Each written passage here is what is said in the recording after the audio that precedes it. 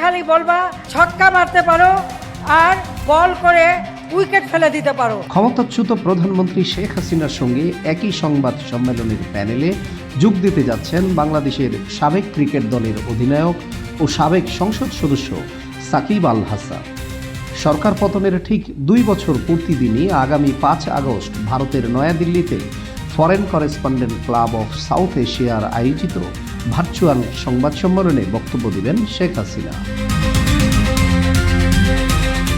রাজনীতিতে যোগ দেওয়ার পর এই প্রথমবার শেখ হাসিনার সঙ্গে একই আন্তর্জাতিক ভার্চুয়াল প্ল্যাটফর্মে অংশ নিতে যাচ্ছেন সাকিব আল হাসান। 2024 সালের দ্বাদশ জাতীয় সংসদ নির্বাচনে আওয়ামী লীগের প্রার্থী হিসেবে মাগুরা 1 আসন থেকে সংসদ সদস্য নির্বাচিত হয়েছিলেন তিনি। তবে 2024 সালের 5 আগস্ট রাজনৈতিক পট পরিবর্তনের পর সংসদ বিলুপ্ত হলে তার সংসদ সদস্য পদও বিলুপ্ত হয়।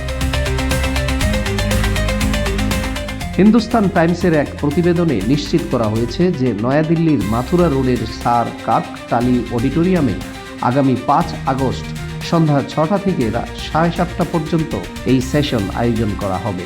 এতে বিশ্বজুড়ে সাংবাদিকদের প্রশ্ন করার সুযোগ থাকবে। রাজনৈতিক পট পরিবর্তনের পর দীর্ঘ সময় দেশের বাইরে অবস্থান করা সাকিব আল হাসান বিভিন্ন সময়ে আলোচনায় এলেও রাজনৈতিক বিষয়ে প্রকাশ্যে খুব কমই বক্তব্য দিয়েছেন তিনি। সেই প্রেক্ষাপটে শেখ হাসিনার সঙ্গে একই প্যানেলে তার অংশগ্রহণ নতুন করে রাজনৈতিক ও ক্রীড়াঙ্গনে আলোচনা তৈরি করেছে।